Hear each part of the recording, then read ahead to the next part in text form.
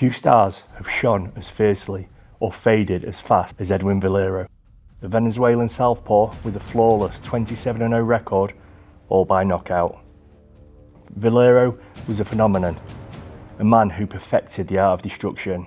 But here's the twist, he didn't reveal the full package until the very end. In his final fight against Antonio DeMarco, we saw it all: composure, precision, control, not just power, mastery. That was the night he became a complete fighter. And in this film, we'll break down the skills he displayed in that final fight. Nicknamed El Inca, he carried the dreams of a nation on his broad, unyielding shoulders. But behind the gloves and glory simmered a darker story, one of brilliance, chaos, and the descent into tragedy. From the depths of poverty to the pinnacle of boxing, Valero's rise was meteoric. But his fall wasn't a stumble, it was a collapse into darkness, a murder, a suicide, and questions that still echo to this day.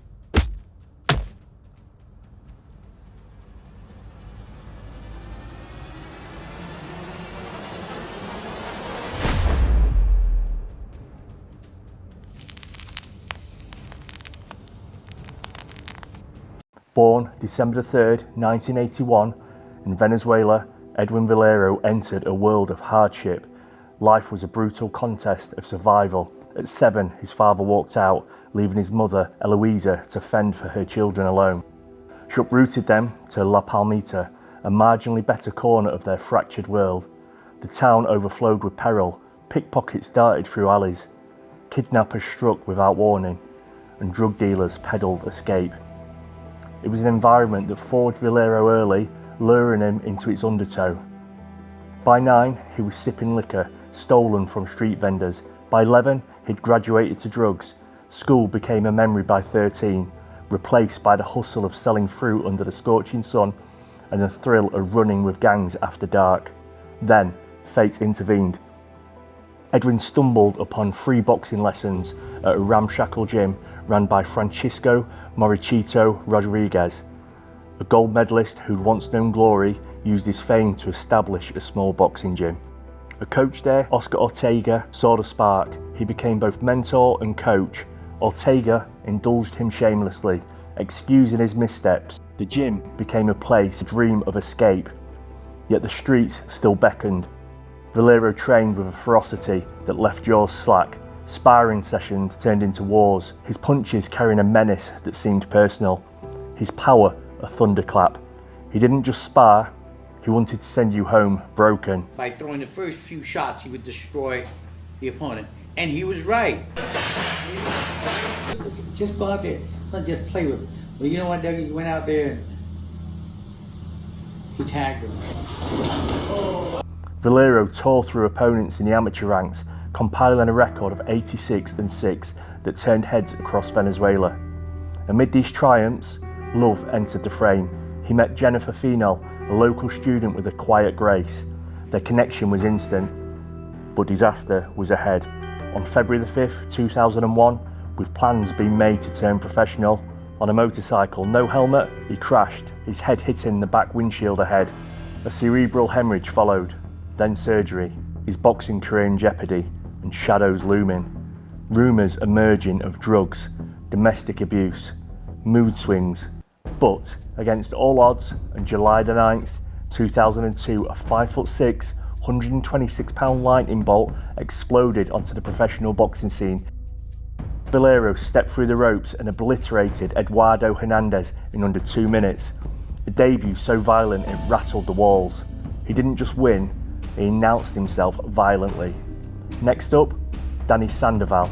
A vicious left hook folded him. 2 fights, 2 knockouts, pure fire. Fight 3, another KO. The crowd didn't cheer, they sat in stunned silence. By now, the whispers were growing. Oscar De La Hoya's Golden Boy Promotions took notice. The most exciting talent in years. They made an offer. Under their banner in Maywood, California, July 2003, Emmanuel Ford hit the canvas 3 times. The referee had seen enough. Outside the ropes, Valero's life was as wild as his fists. For a time he lived with fellow fighter Daniel Ponce de Leon, a toxic duo. One booze-fueled night, their chaos spilled into a hotel lobby where they brawled. In a rage, Daniel bit off a piece of Valero's ear, later growing his hair to hide the scar. However, the charge in the ring continued. Order was resumed. Fights 10, 11, 12, first round stoppages. Golden Boy had found a diamond in the rough. Valero wasn't just a fighter, he was a knockout machine. Dinamita had arrived. Then, in January 2004, he was unexpectedly refused a license to box in the USA due to brain abnormalities. His career seemed over. Valero returned to Venezuela. He became depressed and spent his days laid on the couch drinking alcohol and sleeping. 18 months passed and eventually he was cleared to box. In 2005, he was introduced to Tekken Promotions, a Japanese company. Their boss, Honda, spotted Valero's fierce style and unstoppable spirit. He was back in the limelight and enjoying life. Back in the ring, the devastation resumed. Over to Buenos Aires, Valero came out fast, stalking his opponent and dropping him with a powerful backhand. He bravely got to his feet. Valero jumped on him, brutally snapping his head back and then staggering him. A year and a half of anger inflicted on one man, another first round KO. Valero was back to his best and it was time for Tekken Promotions to unleash him on the Japanese market in Yokohama. The opponent, Hiro Bando, wiped out in under 2 minutes. He was making more money than ever in Japan, surrounded by lackeys and yes men who treated him like a star. But Europe was calling, and on a cold December night in Paris, he took his 17th first round victim. February 2006 faced Weiber Garcia in a WBA title eliminator in front of a raucous Venezuelan crowd. He did not disappoint, winning by first round TKO, extending his knockout streak to 18, breaking Arthur Suskind's world record from 1905. Promoters saw gold, fans saw a beast, a legend was rising. Back to Japan, the tough Mexican Gennaro Trazancos extended Valero past the first round for the first time. August 2006, Panama City. The WBA super featherweight title. His opponent, Vincent Mosquera, a seasoned champion, defending his belt on home soil. El Loco, 24 wins out of 26 fights, installed as a favourite at the bookies. He didn't fear Valero and he won the battle of the trash talk. Walking around shirtless, looking lean and ready, screaming insults at him. "You're not a man, I'll show you what a man is." From the opening bell, Valero unleashed chaos. He dropped Mosquera twice in the first round with a crushing left hand. Mosquera fought back hard, flooring Valero in the third. The Panamanian crowd went wild. In the 10th round, the referee stopped it as Mosquera, face swollen, cut cheek, is saved as his coach steps into the ring. Valero had landed 198 power punches. Valero was the new WBA super featherweight champion. Back home, his fame exploded and he had an invite from President Hugo Chavez. He was a national hero. Valero had the tough guy image that fans craved, a guy who could look after himself in and out of the ring, and he didn't mind doing it. His name was buzzing around the boxing scene, and Bob Arum mentioned him as a future opponent of boxing superstar Manny Pacquiao. But with the pressure of fame, his demeanour was changing, especially around his wife. There was no warmth, he was dead behind the eyes.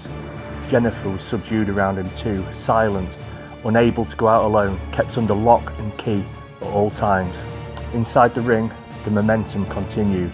Tokyo, Ariake Coliseum, Michael Lozada, a tough Mexican with 13 KOs, but it was no match for Valero. The crowd barely seated. He was wiped out in 1 minute and 5 seconds. He tried to stand, but his legs buckled beneath him. Next up, a seasoned professional, Nobuhito Onmo, dissected by Savage Valero, who you can see here purposefully aggravating the cut. 8 painful rounds, his face a mess, he never boxed again. His temper was worsening, he was down in tequila between training, refusing to bathe as he thought his body would absorb water. Irrationality had took root.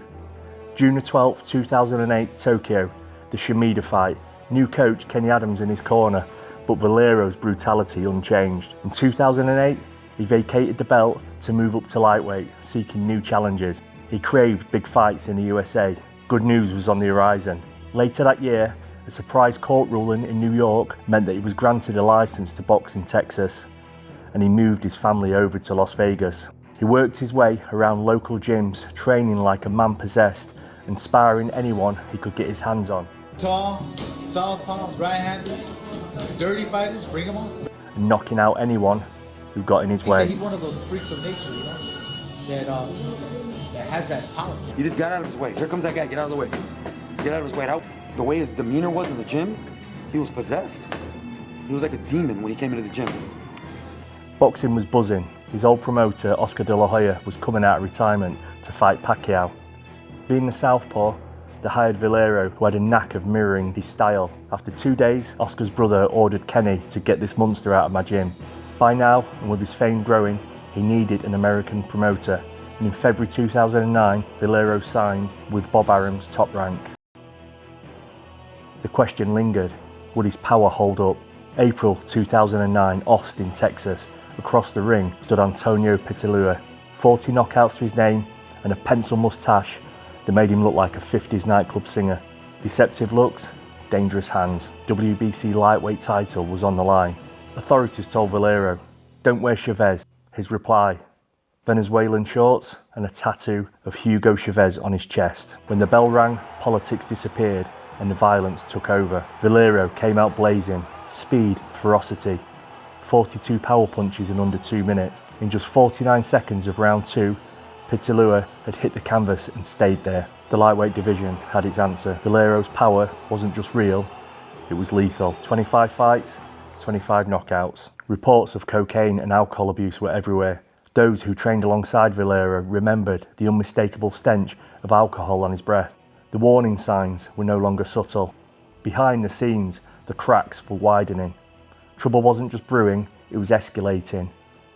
Valero was arrested for allegedly assaulting his mother and sister. He denied the allegations and the charges were dropped.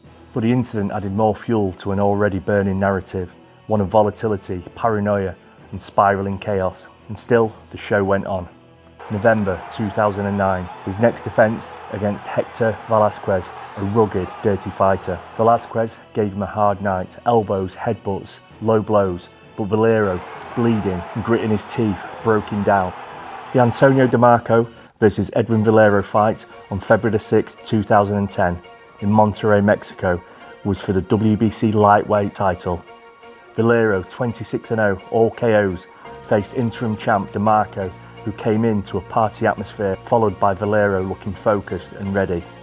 DeMarco started sharp, using his height and jab to keep Valero at bay, winning the round on the scorecards. Round 2, a reckless elbow opened up an horrific gash on Valero's forehead. It looked intentional. The ringside doctor inspected. Valero's face, red with blood, he snarled.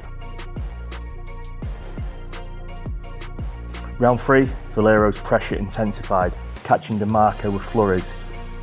Round 4, DeMarco's jab flickered, but Valero's power overwhelmed, landing vicious lefts. Round 5, Valero started upping the power on DeMarco, doubling shots with his lead hand and blending head and body shots. Another conclusive round for Valero. He started taking chances, creating angles and punching with his hands down.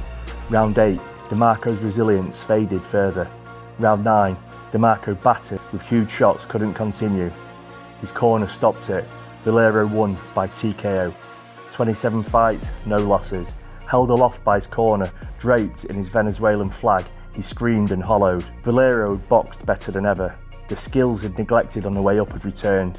He acknowledged himself it was his best performance by far. We were very impressed with Edwin tonight. Does he feel he's ever fought better? Muy impresionante hoy con la pelea. ¿Tú has peleado mejor en otras peleas? No, definitivamente no. No, definitely no. This has been his best fight. Let's break it down. DeMarco stepped in with the jab. Valero didn't flinch. He read it like a headline. One slip, one window, that's all he needed. And then, 7 punches, blinding speed, controlled chaos. Each shot sharper than the last, again and again and again. They say power hides flaws, but when the pain hits, when the blood runs, the truth shows up. Mosquera dropped him. Valero hit the canvas, eyes wide, heart steady.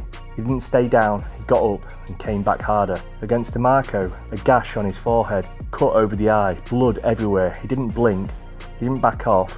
Adversity wasn't a setback. For Edwin Valero, it was fuel. Head body, no wasted motion. Valero didn't just chase knockouts, he engineered collapses. His body shots weren't telegraphed, they were surgical, hidden behind feints and setups. By the time opponents realised what was happening, they were folding. This was the art of destruction from the inside out. His footwork here is exceptional, and how he seamlessly slips under DeMarco's shots is sublime. He stays composed in the pocket, using angles and balance to completely neutralise the attack. Now he anticipates DeMarco's offence and makes him miss with a subtle, efficient head movement. This isn't just reflex, it's anticipation, timing, and ring IQ working in sync. Watch him control DeMarco's head whilst using his rear hand in position to protect himself. Textbook control and composure, again expertly anticipating shots and gliding under them. He had patience in his skill set too, something that came as a surprise to many. This is Valero to his core. He forces DeMarco back with an effortless sustained attack, no wasted motion, just forward momentum with bad intentions behind every shot. His pressure broke wills. Opponents drowned in the tide of his aggression, grasping for air that never came. Watch how he cuts off the ring. This isn't chasing, it's calculated control. As DeMarco steps to his right, Valero immediately shifts left, cutting the angle and forcing him towards the ropes. Valero's hand speed sent shockwaves through the division. Against Pitalua, he overwhelms with explosive precision. Punches land before the guard can react. In the Lazada fight, it's a blur. 5 punches in under a second, each thrown with intent, and even in his early bouts, that speed was unmistakable, raw, unfiltered, and impossible to ignore. Though most of his fights ended early, Valero's engine was built for war. Against DeMarco, he sustained a brutal assault, throwing 827 punches and landing 433.